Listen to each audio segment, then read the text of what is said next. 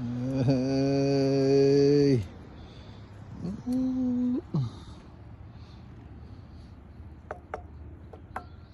Carbon Lodi.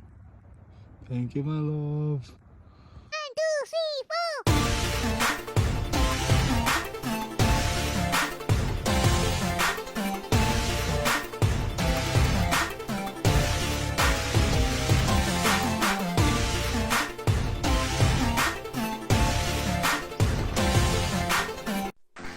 Hello mga kasemplang. Ito na naman ang inyong lingkod, si Tong. At napakaganda ng araw na ito dahil pinagkalooban tayo ng napakaganda at napaka-sexy nating misis ng bagong bike. Sa wakas may sarili na tayong bike, ano? Kasi dito sa Amerika, nanghihiram lang tayo kay Bayaw. Salamat Bayaw sa pagpapahiram ng bike. Ayan mo, may sarili na tayong bike. Anyway, yan. Ito na ang Giant Anthem Advanced version. So, lahat ng Giant models merong equivalent na advanced version, which is the carbon version ng mga models nila. Sa akin, Anthem Advanced, your front triangle is carbon, rear triangle is made of aluminum alloy.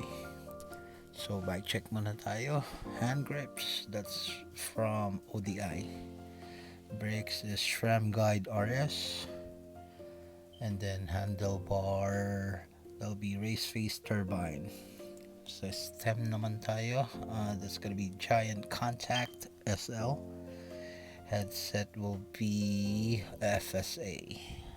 So fork naman tayo, that's gonna be RockShox Revelation with 130 yata ang travel nito. I'm not sure, I'll double check that one.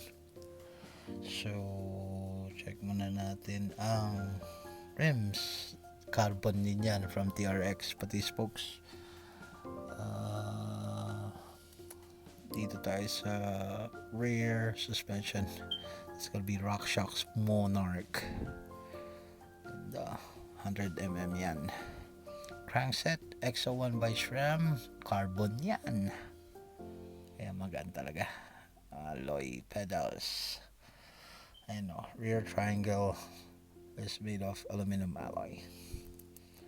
So seat post, dropper post from Giant Contact.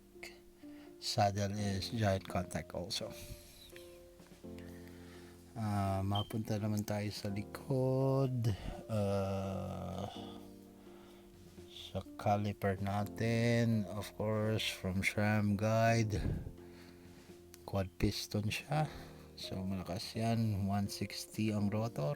Sa harapan, quad piston, SRAM Guide, 180 naman ang rotor. So ito, sa RD naman tayo, RD 11 speed XO1 by SRAM.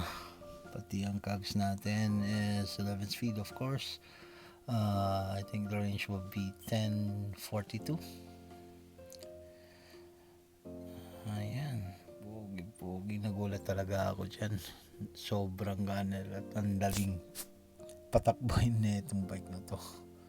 So ayan ang bike check natin. Salamat nga pala kay Kuya Jan sa pagtulong pagkuha na itong bike.